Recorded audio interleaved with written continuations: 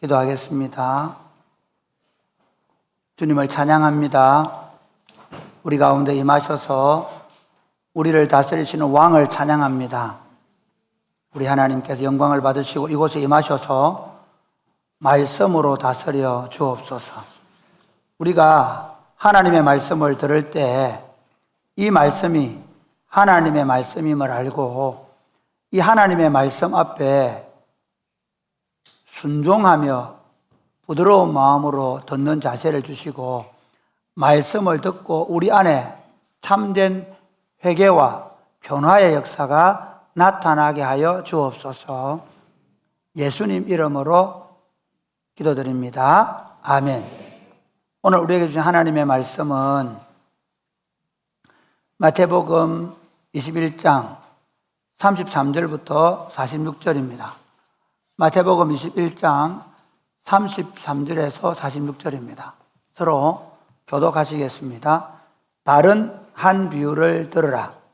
한 집 주인이 포도원을 만들어 산 울타리로 두르고 거기에 즙 짜는 틀을 만들고 망대를 짓고 농부들에게 새로 주고 타국에 갔더니 열매 거둘 때가 가까우니 그 열매를 받으려고 자기 종들을 농부들에게 보내니 농부들이 종들을 잡아 하나는 심히 때리고 하나는 죽이고 하나는 돌로 쳤거늘 다시 다른 종들을 처음보다 많이 보내니 그들에게도 그렇게 하였는지라. 후에 자기 아들을 보내며 이르되 그들이 내 아들은 존대하리라 하였더니 농부들이 그 아들을 보고 서로 말하되 이는 상속자니 자 죽이고 그의 유산을 차지하자 하고 이에 잡아 포도원 밖에 내쫓아 죽였느니라. 그러면 포도원 주인이 올 때에 그 농부들을 어떻게 하겠느냐. 그들이 말하되 그 악한 자들을 진멸하고 포도원은 제때에 열매를 바칠 만한 다른 농부들에게 새로 줄지니이다. 예수께서 이르시되 너희가 성경에 도둑자들이 버린 돌이 모퉁이의 머릿돌이 되었나니 이것은 주로 말미암아 된 것이요 우리 눈에 기이하도다 함을 읽어본 일이 없느냐. 그러므로 내가 너희에게 이르노니 하나님의 나라를 너희는 빼앗기고 그 나라에 열매 맺는 백성이 받으리라. 이 돌 위에 떨어지는 자는 깨지겠고 이 돌이 사람 위에 떨어지면 그를 가루로 만들어 흩으리라 하시니. 대제사장들과 바리새인들이 예수의 비유를 듣고 자기들을 가리켜 말씀하심인 줄 알고 잡고자 하나 우리를 무서워하니 이는 그들이 예수를 선지자로 알미였더라. 아멘. 네, 우리는 어제 그제 사회 컨퍼런스를 했습니다. 그 덕분에 제가 목이 지금 좀 걸걸합니다. 그리고 사회 컨퍼런스 한다고 밥 하시고 또 여러 사역들을 부스에서 봉사해 주시고 또 함께 참여해 준 분들에게 수고하셨다고 박수 한번 하겠습니다. 아마 오늘 보니까 애기 엄마들은 어제 너무 신나게 놀아가지고 애들이 감기에 걸린 건 아닌가. 그래서 많이 참석을 못한 게 아닌가 하는 생각이 듭니다. 뭐 그래도 관계없습니다. 어쨌든 최근에 이번 한 주간 동안 제일 논란이 됐던 문제 중에 하나, 우리 국민적인 분노를 샀던 일 중에 하나가 뭡니까? 월드컵에서 32강 진출을 못했습니다. 그것 때문에 제일 욕을 많이 먹은 사람이 누굽니까? 흥민입니까? 강현입니까?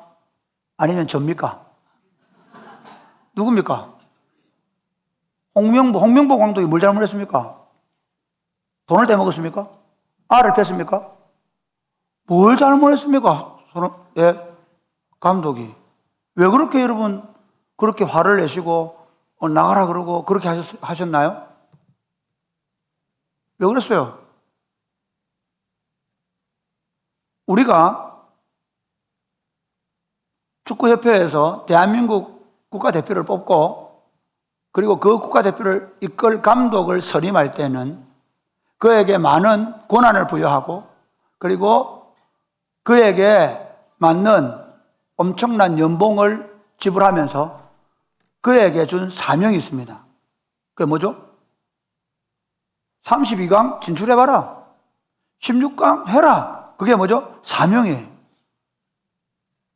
그런데 홍명보가 잘못한 건 그 친구가 뭐 돈을 잘못 썼거나 뭐 어떤 비리를 저지른 게 아니라 그에게 주어진 특권만큼 그에게 주어진 미션을 제대로 수행하지 못한 것입니다.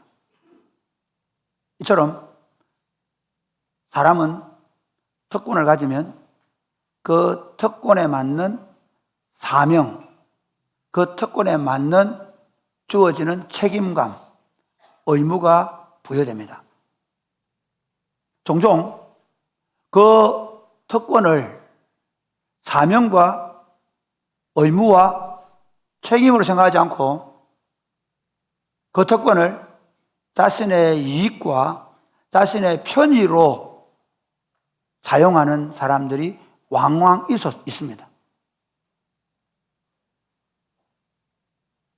이것을 오늘 우리 삶 가운데 적용해 본다면 우리가 하나님의 백성으로 부름받았던 건 엄청난 특권입니다. 세상에 모세는 신명기에서 이스라엘 백성을 향해서 너희같이 복을 받은 백성이 어디 있느냐고 말했습니다. 에베소서에서는 하늘에 속한 모든 신령한 복을 받은 자들이라고 말했습니다. 어째 보면 한국 교회는 그 하나님의 백성됨의 특권을 엄청나게 강조했습니다. 우리는 하나님의 백성이다. 그래서 어릴 때부터 우리는 왕 나는 왕자다. 넌 뭐라 그러지?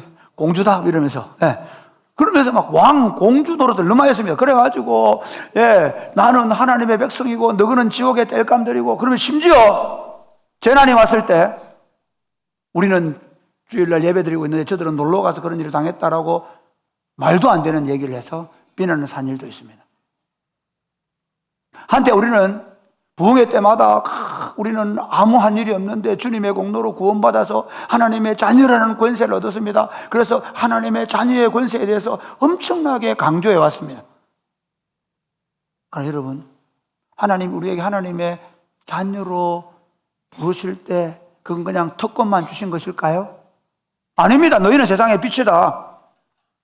내가 너희를 왕으로 삼았다는 말은 그 왕적 의무는 뭐냐면 자기 마음대로 하라는 게 아니라 그 왕적 권세를 가지고 세상을 섬기는 사람이라 되라는 겁니다.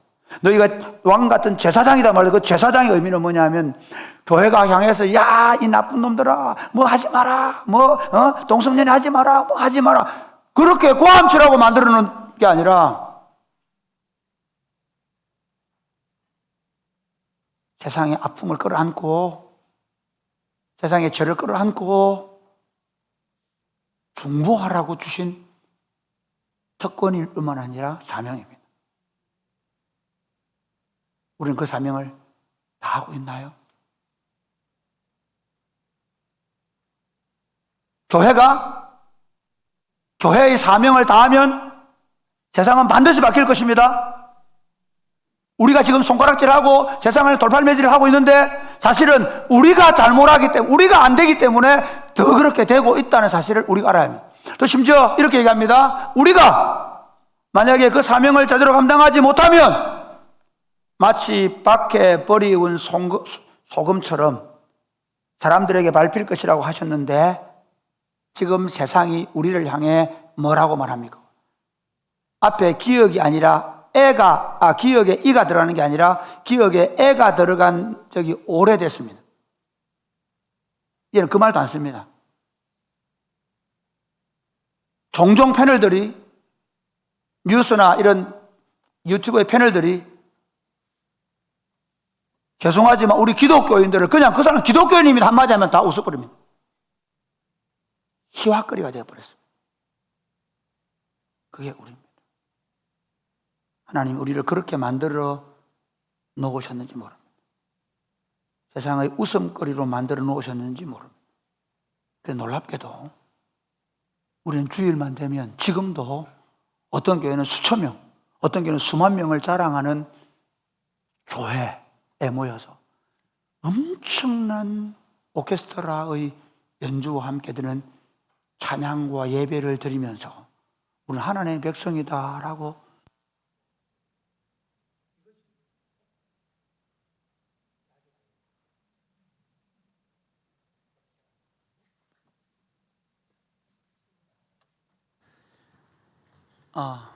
이것이 지금 우리에게 주어져 있는 문제입니다. 오늘 성경은 예수님 당시에 하나님의 백성들의 지도자의 모습들을 비유로 말씀하고 있습니다. 이 본문의 내용은 우리가 잘 아는 대로 지금 4주 전부터 예수님께서 십자가를 앞에 두시고 성전에 들어가셔서 성전을 정화시킨 사건부터 시작합니다. 성전에 있는 모든 소, 양 파는 자들을 쫓아내시고 그리고 상을 엎으시고 그리고 그 정화시킨 그 사건 때문에 그 다음날 들어가셨는데 따지기 시작합니다. 너 도대체 무슨 권위로 이렇게 하는 거야? 너에게 누가 이런 권세를 주어서? 그렇게 물었을 때 그 답변을 지금 주님은 피하십니다. 오히려 주님은 자기를 왕으로 아예 세워놓으시고 지난주에 들었던 비유, 아버지가 아들을 포도원에 보냈다는 비유를 통해서 말씀하셨고, 오늘은 주인이 포도원을 만들어 놓고 그리고 그 포도원에서 포도원에 일하는 일꾼들에게 세를 받으러 보냈는데 그 세들을 받으러 보낸 종들을 때리고 죽였다라는 이야기를 합니다. 그리고 마지막에 아들을 보냈는데 그 아들도 죽여버렸다. 그런데 하나님은 그 아들을 모퉁이돌로 삼고 새로운 성전을 짓고 그리고 새로운 열매 맺는 백성을 부르셨다는 것이 오늘 본문의 내용입니다. 저는 본문의 말씀을 가지고 포도원 주인이신 예수님이라는 제목으로 말씀을 전하려고 합니다. 부제는 한번 읽어보십시오. 네, 부제. 이러면 안 될 텐데.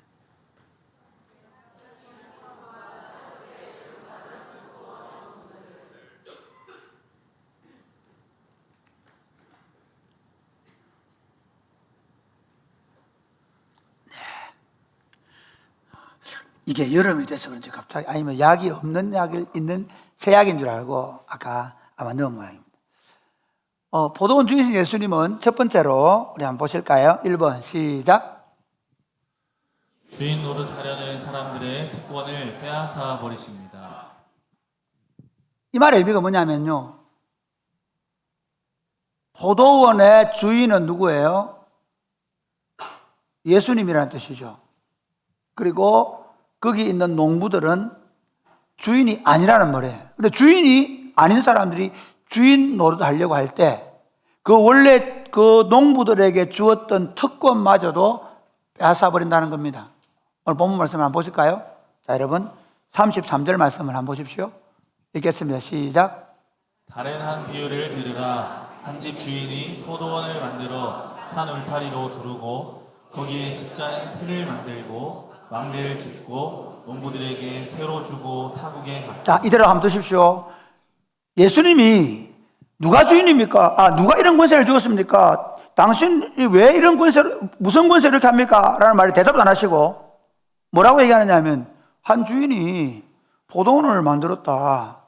그리고 울타리를 둘렀다. 거기 접다는 틀을 두었다. 그리고 망대를 세웠다. 완벽한 포도원을 지은 거예요.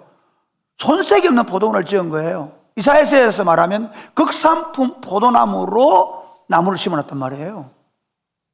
열매를 맺히는 나무를. 그랬다는 거예요. 여기서 혹시 농부가 한 일 있나요? 농부가 혹시 뭐 접틀을 자기가 돈으로 주고 했나요? 아니죠. 모든 것은 완벽하게 주인이 하셨다는 거예요.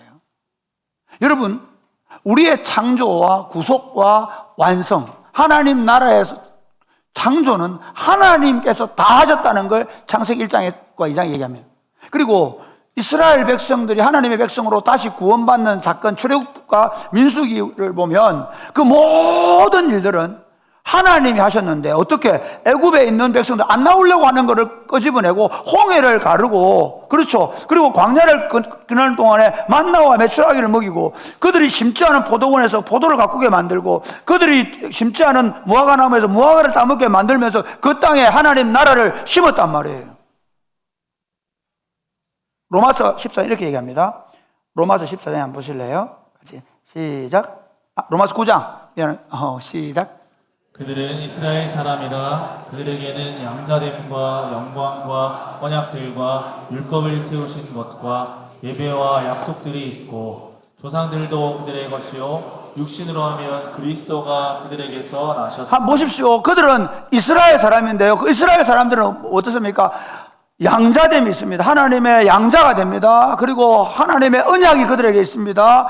율법으로를 세우셨습니다. 약속과 예배가 거기 있습니다. 조상들도 그들의 것입니다. 오늘 이 편을 이렇게 한번 써볼게요. 율법, 하나님께서 그들이 하나님의 나라라는 포도원을 만드셨습니다. 율법으로 울타리를 세우셨습니다. 그리고 성전을 주셔서 그들로 하여금 포도즙을 거기서 먹고 마시며 거기서 하나님을 즐기게 했습니다. 그리고 선지자들을 두었습니다. 그래서 망대를 보게 만들고 그들로 하여금 도적질을 당하지 않도록 했습니다. 그럼에도 불구하고 이제 때가 되어서 주인이 그들에게 열매를 요구하십니다. 34절 말씀 보실까요? 34절부터 같이 읽겠습니다. 36절까지 시작. 열매 거둘 때가 가까우매 그 열매를 받으려고 자기 종들을 농부들에게 보내니 농부들이 종들을 잡아 하나는 심히 때리고 하나는 죽이고 하나는 돌로 쳤거늘 다시 다른 종들을 처음보다 많이 보내니 그들에게도 그렇게 하였는지라. 여러분, 하나님께서 이스라엘 백성들을 가나안 땅에 심은 것은 제가 말씀드린 에덴 동산에 아담 가바를 들여놓으신 것처럼 그렇게 들여놓은 겁니다. 그리고 그곳에서 하나님은 거룩한 백성을 만들고, 그리고 그 거룩한 백성들을 보고 어떻게 이방인들이 그 이스라엘을 통해서 하나님께로 돌아와 하나님의 나라가 회복되는 꿈을 하나님이 꾸시고 그들을 심으신 겁니다. 그런데 이스라엘은 어떻게 된 줄 아십니까? 이스라엘은 그들만이 하나님의 자녀이고 그들만이 구원받은 백성이며 그들만이 하나님께 복을 받을 수 있는 자라는 착각을 했습니다. 뿐만 아니라 그 이스라엘 백성들의 핵심 계층인 그 당시 사내린 공회에 있는 사두개인들과 바리새인들의 장로들은 그들의 종교적 특권을 이용해서 그들의 기득권을 만족시키고 있었습니다. 만인이 예배하는 집인 그곳에 이방인의 뜰을 장사치들의 터로 만들어 놓고 엄청난 이익으로 배를 불리면서 그 갈릴리 지역의 영주로 살았습니다. 주님은 그것을 지적하시는 거죠. 주님이 선지자를 보냅니다. 그들은 돌로 쳐서 죽였습니다. 또 선지자를 보냅니다. 그들을 감옥을 가두고 침을 뱉고 똥물을 퍼붓습니다. 그들에게 또 선지자를 보냅니다. 톱으로 켜서 죽입니다. 그게 누가 한 짓입니까? 이스라엘이 한 겁니다. 그래서 그 주인이 어떻게 하십니까? 우리 한번 보실까요? 37절부터 39절까지 시작.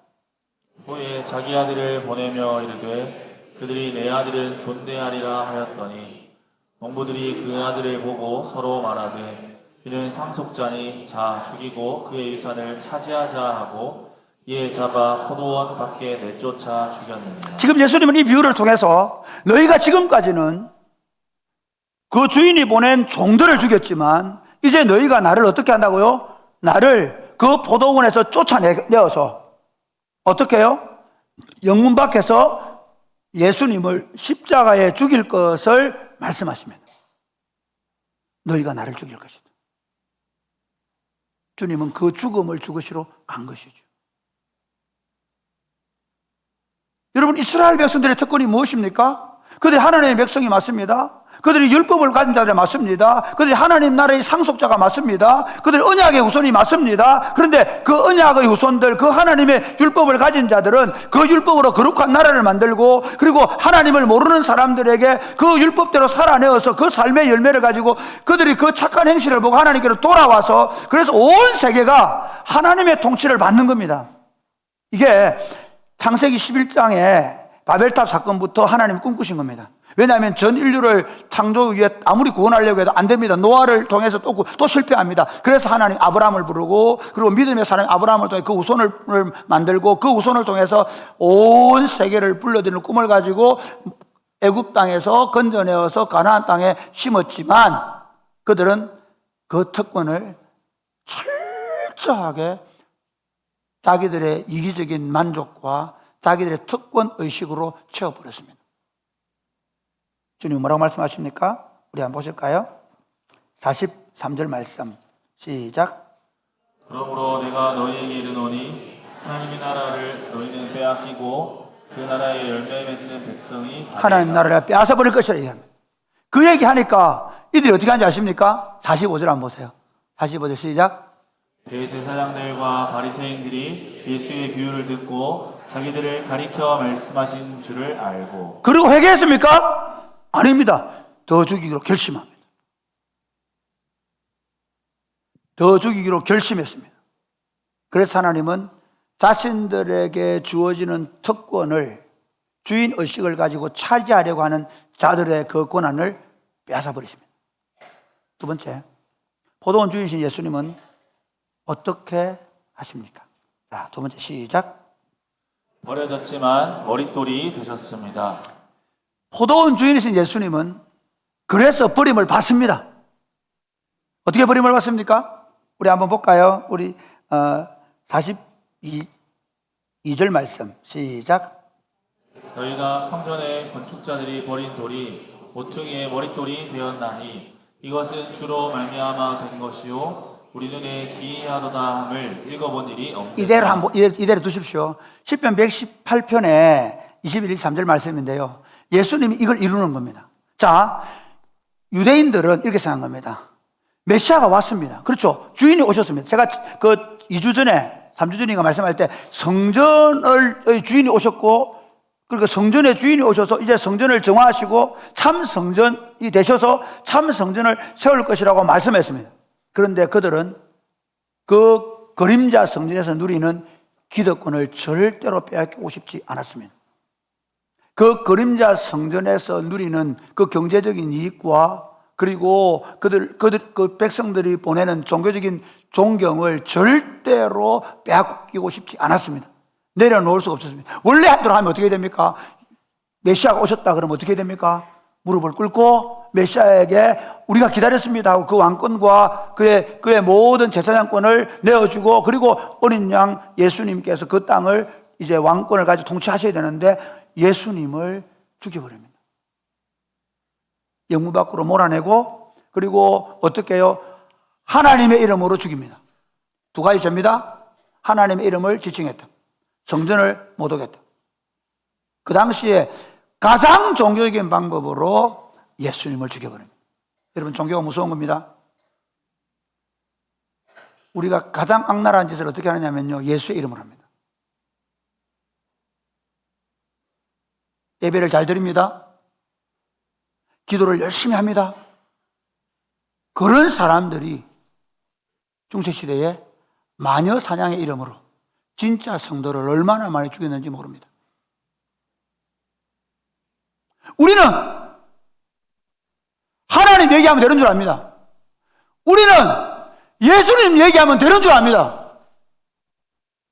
거룩한 이름을 갖다 붙이고 성경을 갖다 얘기하고, 그리고 우리 마음대로 해버립니다. 우리 욕심을 채웁니다.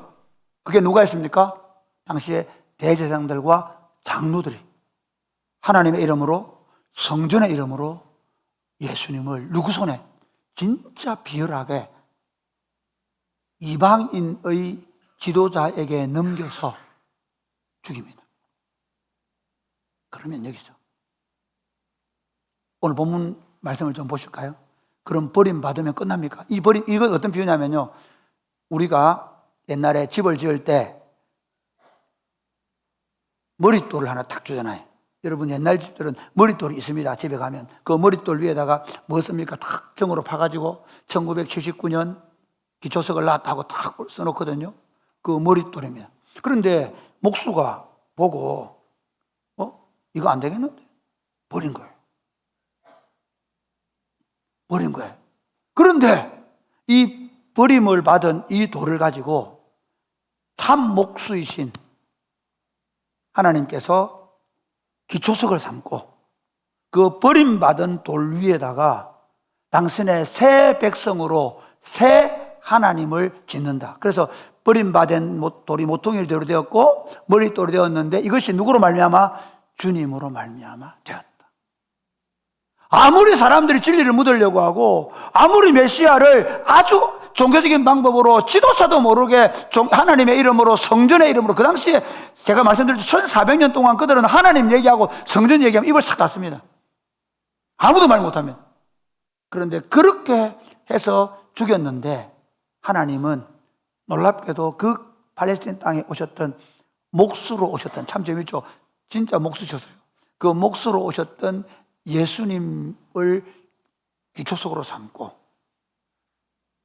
저는 반석이 되셔서 이 반석 위에 내 교회, 내 집을 세우시겠다고 하신 대로 당신의 집을 세우셔서 아무런 공로가 없고 이방인이었고 언약도 없고 약속의 자녀도 아니었고 하나님의 진노를 지고 사는 인생인 우리를 부르셔서 당신의 집을 지으신 줄 믿으시기를 바랍니다.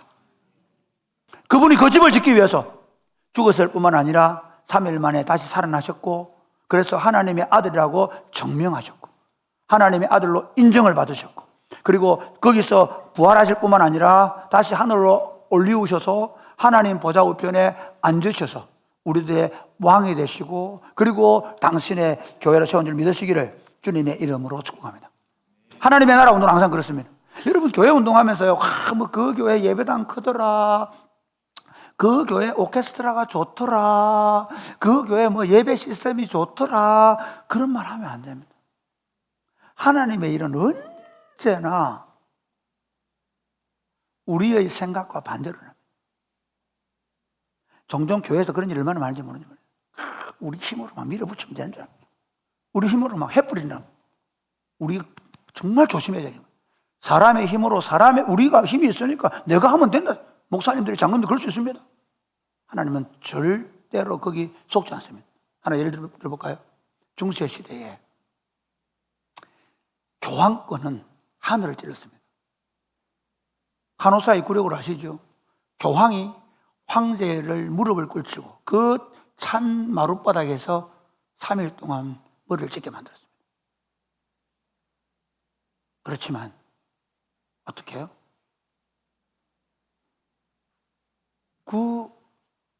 저 독일의 시골 구석에 있는 이름도 모르는 수도사 하나가 이러면 안 돼, 이건 성경적이지 않아 하고 해가지고 종이 쪼가리를 하나 붙였습니다. 그게 비텐베르그 대학 정문에 붙였던 그 대학이라 해야 대학 같은 대학도 아닙니다. 저 시골에. 그런데 그 종이 하나가 새로운 하나님의 교회 일들을 시작했습니다. 예수님을 가장 잘 보여주는 구약의 모형이요 그림자가 요셉입니다. 어떻게 요셉이 그 그림자를 잘 보여줍니까? 요셉은 꿈을 꿉니다. 하나님 나라의 꿈을 꿉니다. 우리는요, 요셉, 다니엘 그러면 어떻게 생각합니까? 하나님 요셉처럼, 다니엘처럼. 주로 엄마들 왜 요셉처럼 얘기합니까? 요셉이 만약에 고난받고 죽었을 그럼 아무도 요셉 얘기할 겁니다. 주로 요셉이 총리 된 것 때문에 이 욕심, 다니엘 총리, 그렇죠. 그런데 실제로 요셉은 그렇게 보면 안 됩니다. 요셉은 건동과 하나님의 백성들의 생명을 구원한 구속자입니다. 그 요셉이 그 꿈을 꾸었습니다.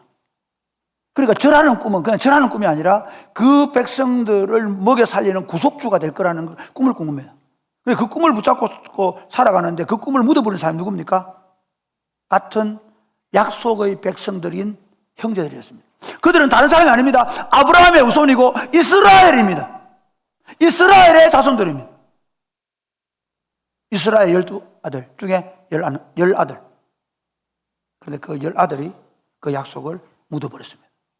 그를 온 20에 팔아버리고 그리고 그를 감옥에 집어넣고 끝난 건 줄 알았습니다.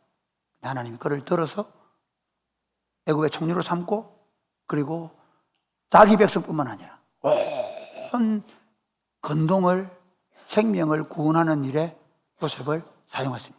이것을 가지고 성경이 이렇게 얘기합니다. 창세기 50장 20절 말씀 한번 보시겠습니다. 시작. 당신들은 나를 헤아려 하였으나 하나님은 그것을 선으로 바꾸사 오늘과 같이 많은 백성의 생명을 구원하게 하시려. 당신들은 나를 헤아려고 했지만, 이스라엘 백성들은 예수님을 죽였지만, 여기 중요해. 하나님은 그것을 선으로 바꾸신다. 할렐루야. 이게 하나님의 일이에요. 이게 교회 일을 위하면서 하나님 나라 운동하면서 여러분 절대로 잊지 말아야 되는 건요, 아무리 내가 악한 꾀를 쓰고 아무리 교모하게 하더라도 그게 하나님의 뜻이 아니면 하나님 반드시 바로 세웁니다.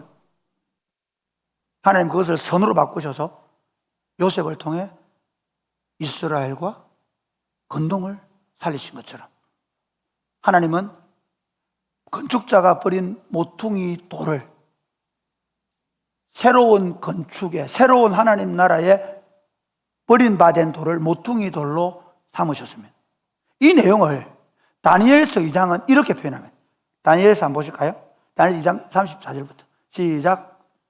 또 왕이 보신즉 손대지 아니한 돌이 나와서 신상의 쇠와 진흙에 발을 쳐서 부서뜨리매 그때에 쇠와 진흙과 놋과 은과 금이 다 부서져 여름 타작 마당에 겨같이 되어 바람에 불려 간 곳이 없었고 우상을 친 돌은 태산을 이루어 온 세계에 가득하였나이다. 이게 이 느부갓네살 왕의 꿈이 뭐냐면요, 느부갓네살 왕은 바벨론의 왕입니다. 그런데 하나님이 그 꿈을 통해서 이렇게 합니다. 그 전체 꿈 얘기는 이겁니다. 하나님이 바벨론을 세울 것이고 페르시아를 세울 것이고 그리스를 세울 것이고 그리고 로마를 세울 것이라는 겁니다. 그런데 어느 날 그 로마 시대에 떠인 돌 하나가 날아와서 그 우상인 그러니까 바벨론, 페르시아, 그리고 그리스, 로마의 그 찬란한 제국을 한 번에 깨뜨려 버릴 것이고, 그리고 그 돌을 통해서 새로운 무더기를 쌓는데 그 무더기가 온 세상을 덮을 것인데 그게 하나님 나라 운동이라는 것입니다. 할렐루야. 사랑하는 여러분, 우리가 교회 운동하는 것, 우리가 예수를 믿게 된 것, 그냥 내가 예수 믿다가 죽으면 천국 가는 정도가 아닙니다. 우리를 통해 하나님이 새로운 나라 운동을 일으키고 계시는 줄 믿으시기를 주님의 이름 축복합니다. 그냥 떠인 돌 하나인 줄 알았는데 이 떠인 돌 때문에, 이 모퉁이 돌, 이 버려진 돌 때문에 지금 온 세계가 하나님의 통치를 받는 나라로 지금 세워져 가고 있는 줄 믿으시기를 바랍니다. 그 백성으로 우리가 부름을 받은 영광과 특권을 가졌습니다. 그러면 세 번째, 그 포도원 주인이신 예수님은, 같이 읽어볼까? 시작. 자기 포도원에 일할 농부들을 새롭게 부르십니다.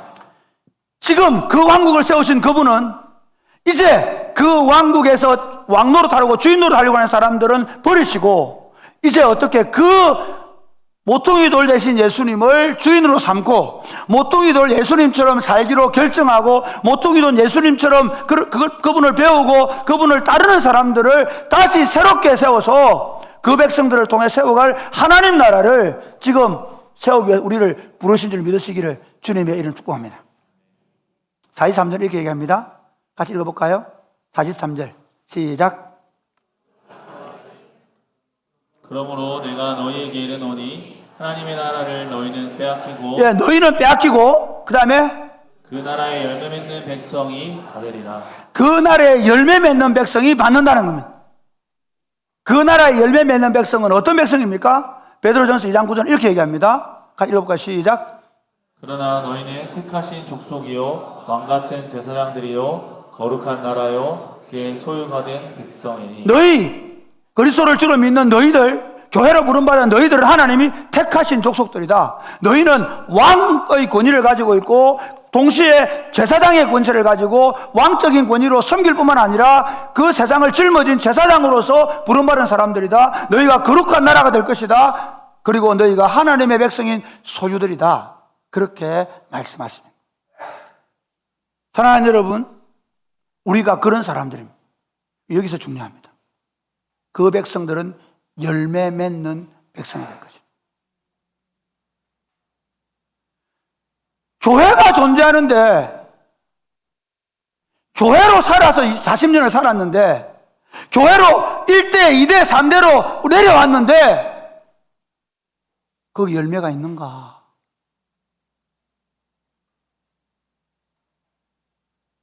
저는 신학교 다닐 때 이런 얘기를 많이 들었습니다. 우리 아버지도 목사, 우리 할아버지도 목사라는 얘기를 많이 들었습니다. 우리는 몇 대째 예수 믿는 가문이라는 얘기를 들었습니다. 우리 교회 역사가 몇십 년이 됐다고 얘기합니다. 중요한 게 뭡니까? 예수님이 찾으신 건, 그래, 맺을 때가 됐는데 열매가 있니? 물어보십니다.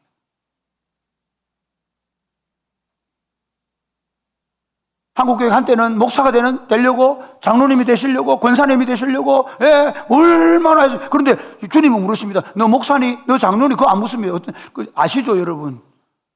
어떤 분이, 이건 비유인데, 천국 갔는데, 목사님 오니까, 앉아있으라고 그러더라고요. 그런데 집사님 왔나? 좋아하더라고요. 그래서, 뭡니까? 그러니까, 김 목사님 짱이 배를 갔다 그러더래요. 왜? 너무 많은 특권을 누렸으니까. 지금 우리의 삶을 돌아보자는 거예요. 우리 어떤 열매를 맺혀야 합니까? 제가 구체적으로 적용해 보려고요. 가장 중요한 건, 그리스도인의 가장 중요한 건 회개의 열매입니다.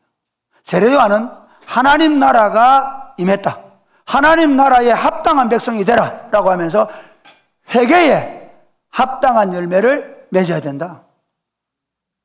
이게 무슨 말인가 하면요, 여러분, 우리는 주일마다 예배드리러 옵니다. 주일마다 우리는 설교를 듣습니다. 그렇지 않습니까? 그런데 그 설교를 듣고 우리가 뭐 해야 됩니까? 돌아서야 됩니다.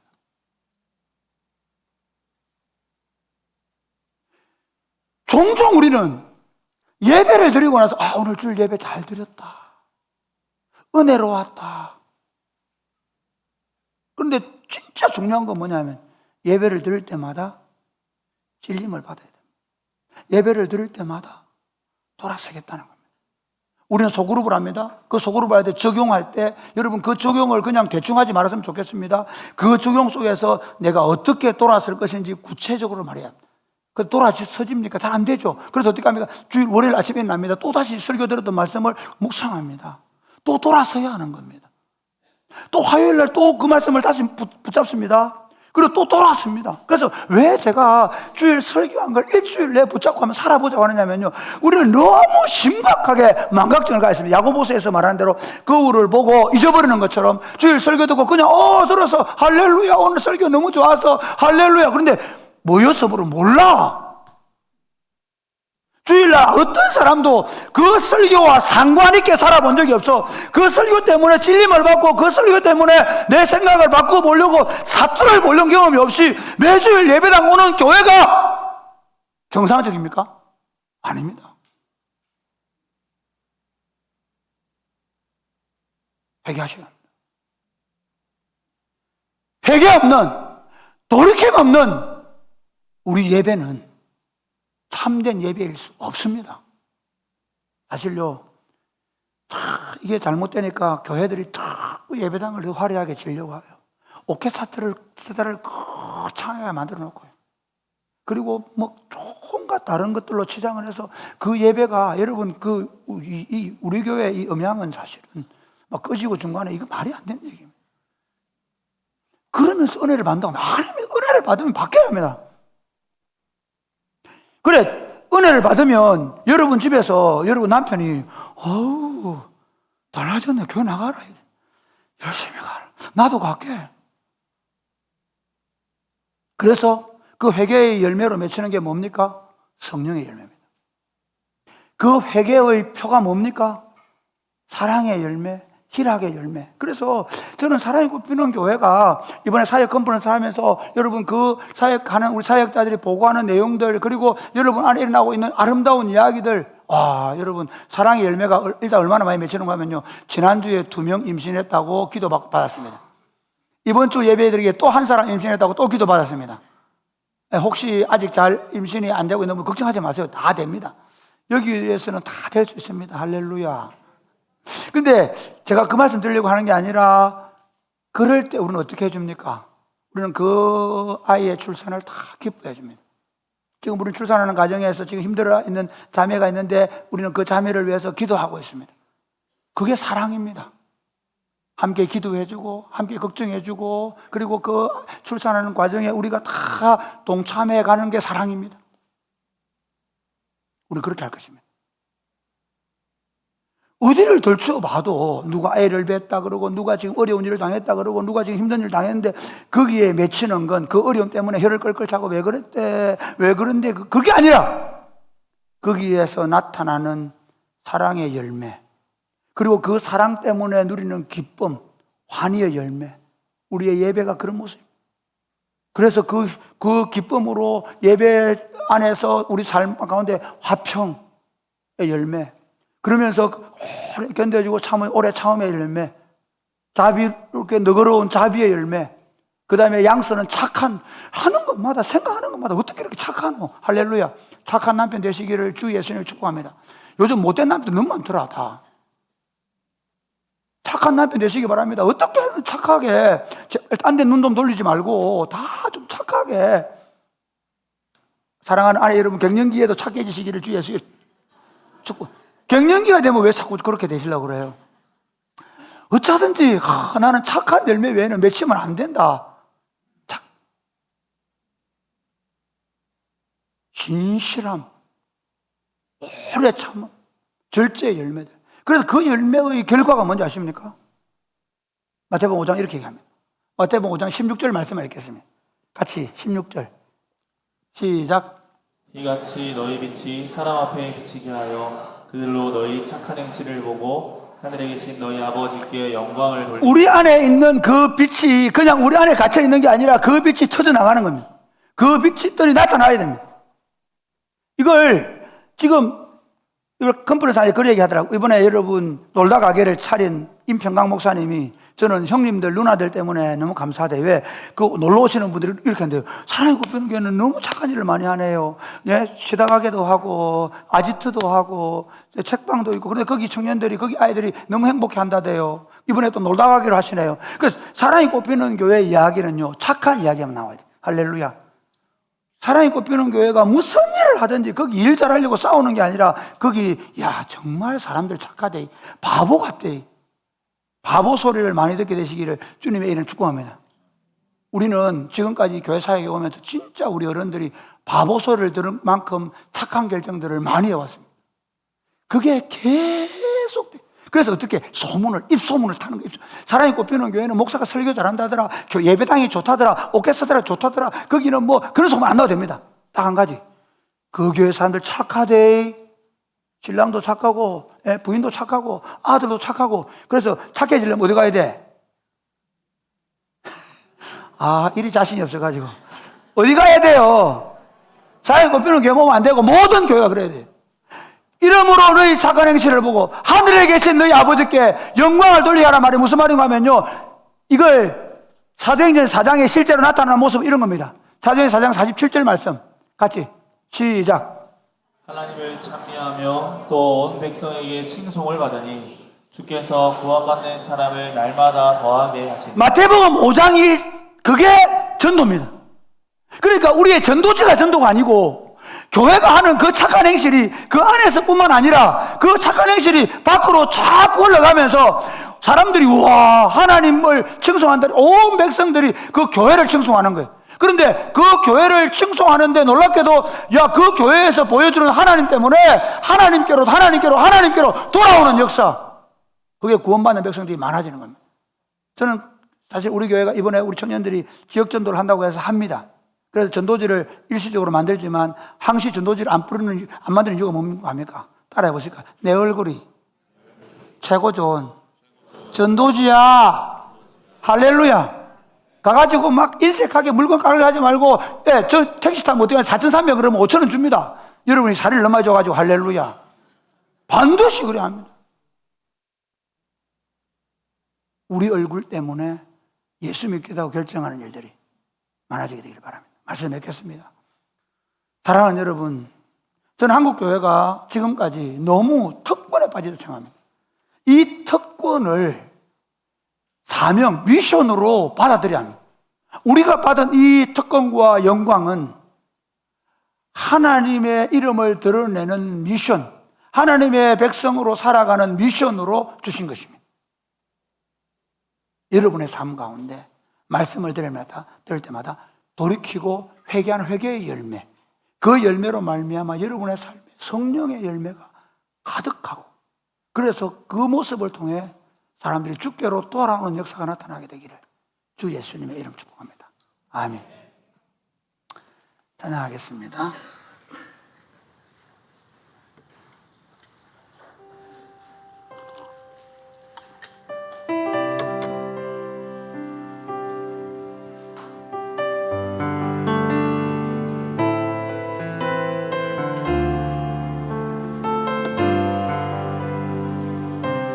우리에게 소원이 하나 있네. 우리에게 소원이 하나 있네. 주님 다시 오실 그날까지 주님 다시 오실 그날까지 우리 가슴에 새긴 주의 십자가 사랑 나의 교회를 사랑해. 주의 교회를 향한 우리 마음 희생과 포기와 가난과 고난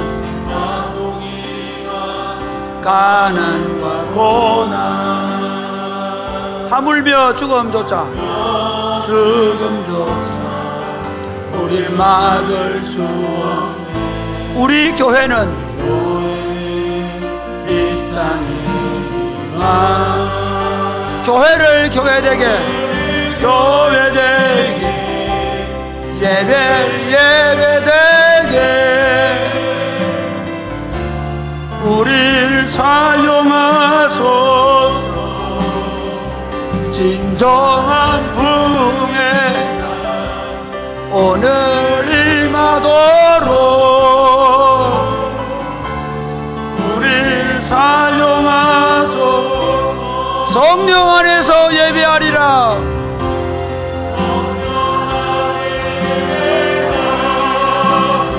자유의 마음으로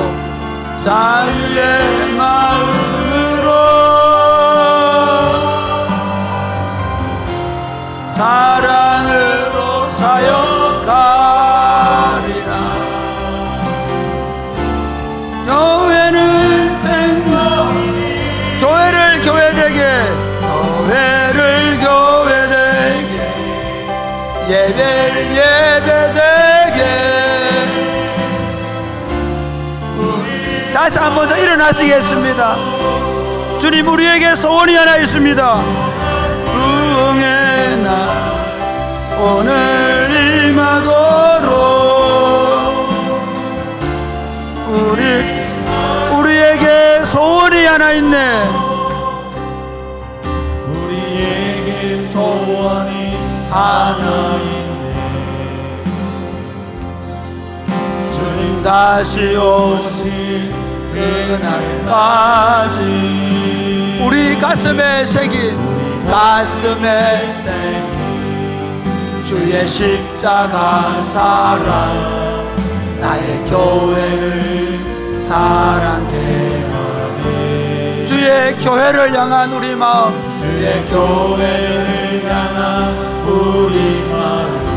희생과 포기와 가난과 고난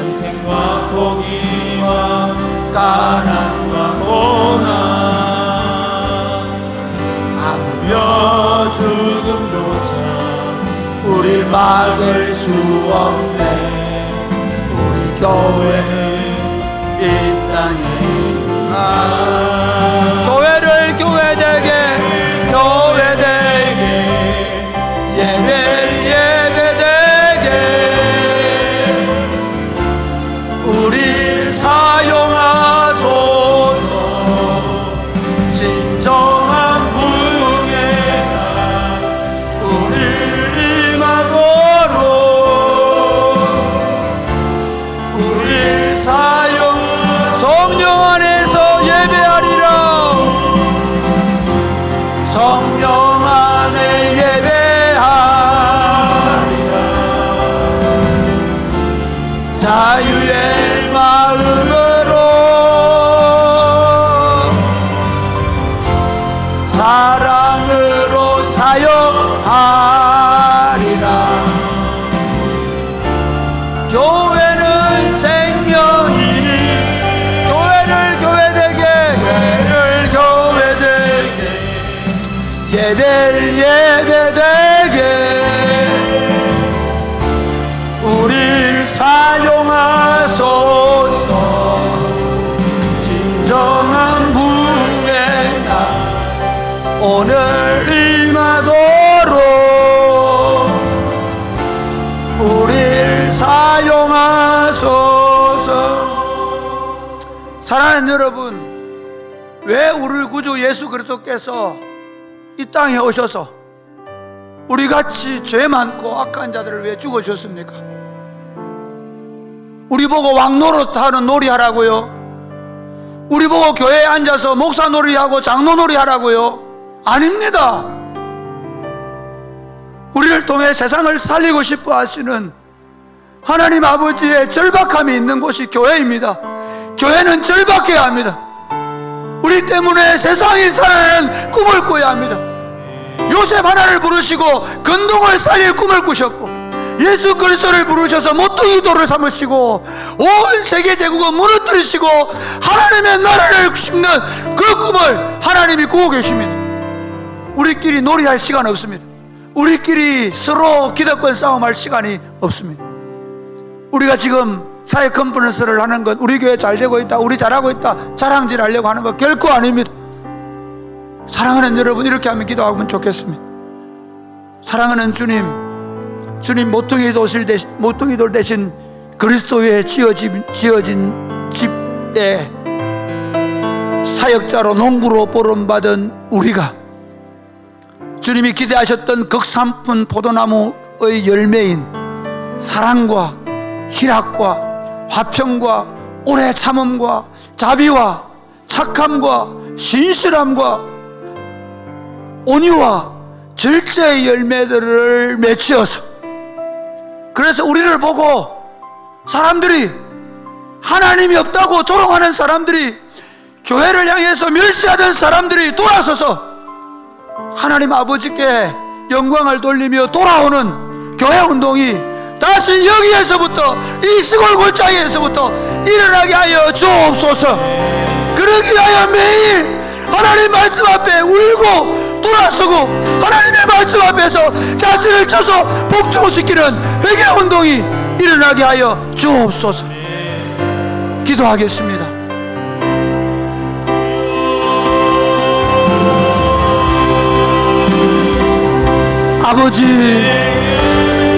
아버지, 이 절박함을 잃어버렸습니다. 아버지, 이 절박함을 잃어버렸습니다. 아버지, 이 절박함을 잃어버렸습니다. 목사에게도 교회 직분자들에게도 이 절박함을 찾아볼 수가 없습니다. 하나님, 우리를 불쌍히 여겨 주옵소서. 하나님, 우리를 긍휼히 여겨 주옵소서. 하나님 아버지, 우리로 이 절박함으로 주님 앞에 나아가게 하여 주옵소서. 이 땅의 교회들을 보시며 주님이 자시는 열매가 없어 안타까워하시는 모습을 우리가 볼 수 있도록 도와주옵소서. 하나님 아버지의 독생하신 아드님을 하나님의 진노를 받아 마땅한 우리를 위하여 내어주시고, 하나님의 새 집을 지으시고 그 집에 우리를 들이시고 우리로 아들 삼으시고 왕의 권위를 주시고 제사장의 직분을 주시고, 그리고 거룩한 하나님의 나라를 세우라는 소명을 주셨음에도 불구하고 지금 한국 교회는 세상의 지탄을 받을 뿐만 아니라 교회로부터 사람들이 뛰쳐나가고 있습니다. 교회 때문에 아파하고 절망하는 젊은이들이, 장년들이 다시는 교회 안 나가겠다고 말하는 시대가 되고 있습니다. 너희 착한 행실을 보고 하늘 아버지께 영광을 돌리며 돌아오라고, 오게 하라고 말씀하셨는데도 불구하고 우리의 착한 행실이 없어서 아버지께로 돌아오는 백성들이 없어진 시대를 살고 있습니다. 하나님 아버지, 우리 목사들의 잘못입니다. 우리 교회의 중직자들의 잘못입니다. 우리끼리 목사놀이, 교회 중직자 놀이하고 있었던 죄를 회개합니다. 다시 한번 절박함을 갖게 하여 주옵소서.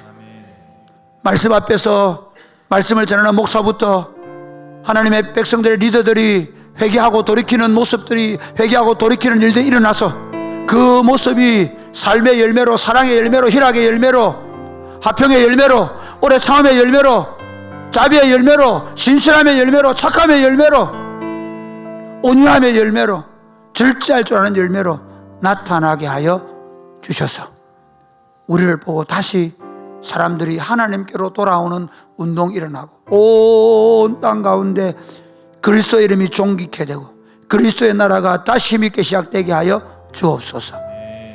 여기서부터 시작해 주옵소서. 오늘부터 다시 저희를 새롭게 하여 주옵소서.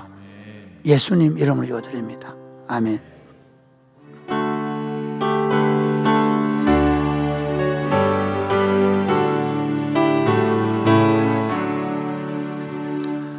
내게 있는 모든 것을 아낌없이 드리네. 사랑하고 의지하고 주만 따라 살리라. 주께 드리네. 주께 드리네. 사랑하는 구주 앞에 모두 드리네. 아멘. 하나님 아버지, 주시는 은혜가 너무 크고 놀라워서 우리가 하나님 앞에 예물을 가지고 와 올려드리오니 받아 주옵소서. 이 물질을 드리는 손길들마다 하나님께서 은혜를 베풀어 주시고, 그리고 이 물질이 쓰여지는 곳에 하나님의 영광스러운 통치가 나타나게 하여 주시옵소서. 그리고 건강이 좋지 않거나 여러 가지 삶의 문제를 가지고 기도하고 있는 당신의 백성들의 기도를 들어주시고, 경제적으로 너무 어려운 성도들에게 일용할 양식을 주시고 나누어 줄 수 있는 풍족함 주셔서 하나님 앞에 이웃을 위하여 기쁘게 사용하며 살게 하여 주옵소서. 예수님의 이름으로 봉헌 기도 드립니다. 아멘. 주의 복을 받겠습니다. 이제는 우리 주 예수 그리스도의 은혜와 하나님 아버지의 크신 사랑과 성령님의 교통하심의 역사가 사랑하는 주의 백성들과 자녀들 위해 이제로부터 영원토록 함께 있을지어다. 아멘.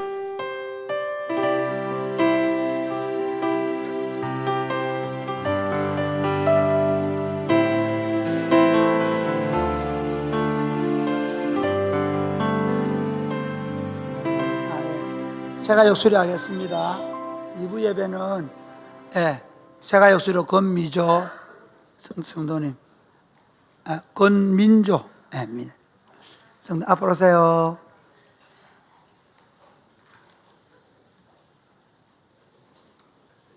이쪽 오시죠. 이쪽으로. 수료정서 권민조. 위 사람은 교회 세가족부 모든 과정을 다 마쳤으므로 이 정서를 수여합니다. 2024년 5월 31일 사랑의 구평의 담임 목사 구빈건. 한민지 자매가 했습니다. 5월 30일 하는데 6월 30일.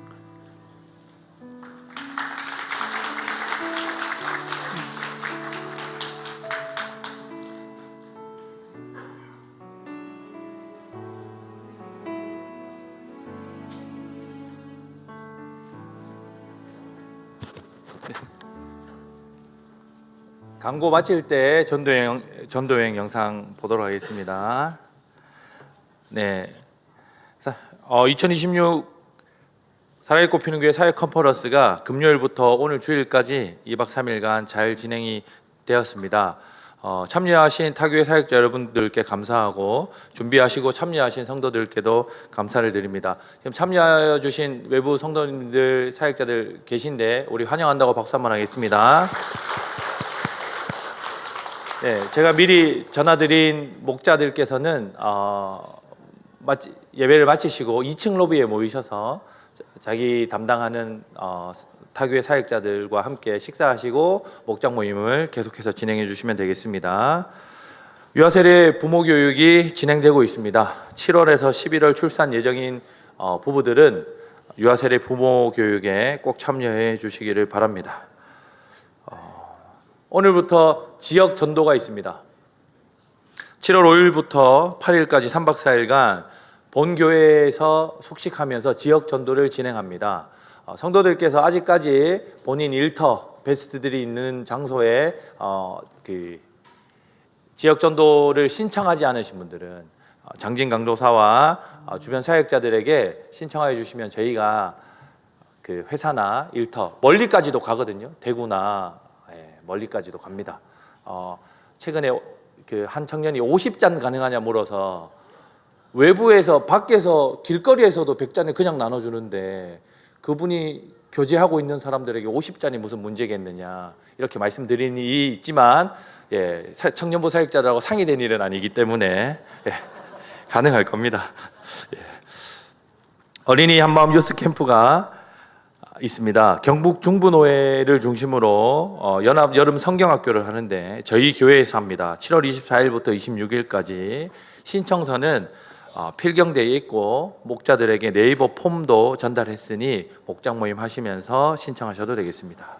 전교인 국내 전도 여행이 있습니다. 8월 2일 주일부터 5일 수요일까지 함양으로 가게 되는데 작년부터 6개 교회 20개 마을과 동역합니다.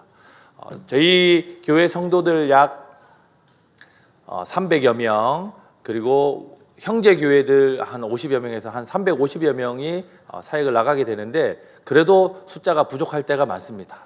성도들께서 기억하시고 3박 4일 다 참여가 어려우시면 마을 잔치 식사를 대접하는 화요일에라도 꼭 오셔서 함께 봉사해 주시고 교제해 주시면 감사하겠습니다. 오늘이 1차 입회 마지막 날입니다. 목장 모임 하시면서 1차 입회를 오늘까지 하셔야 입회비 할인이 있습니다. 그래서 꼭 할인 받으셔서 은혜로운 시간 같이 나누시면 좋겠습니다.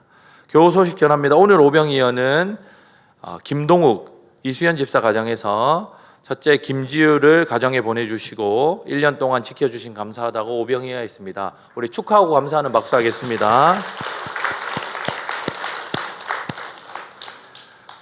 네, 7월 필독서 있습니다. 보시고 구혜찬 목사에게 신청하시면 되겠습니다. 원래 건민조 자매 축복송도 하고 여러 가지 순서가 있는데 시간이 많이 지났으므로 저희가 함께 전도여행 홍보 영상을 보시고 건민조 자매와 목장 식구들 나오셔서 축하 사진 촬영하고 이렇게 진행을 하도록 하겠습니다. 우리 전도여행 영상 시청하겠습니다.